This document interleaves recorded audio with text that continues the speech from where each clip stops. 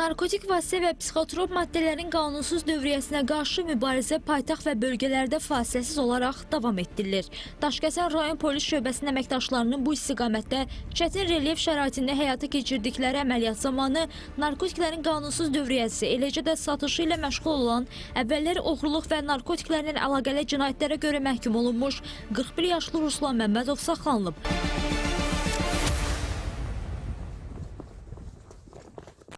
Narkotik vasitəsidir.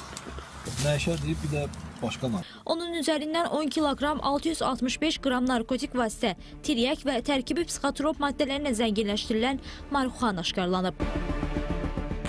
Sosial şəbəkələrdə İran vətəndaşından tanış oldum. O mənə iş təklif elədi.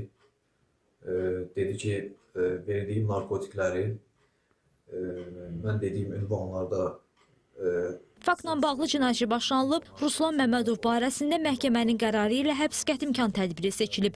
Əməliyyat istintaq tədbirləri davam etdirilir. İstinaqda getdim, götürdüm və məni polis əməkdaşları tutdu.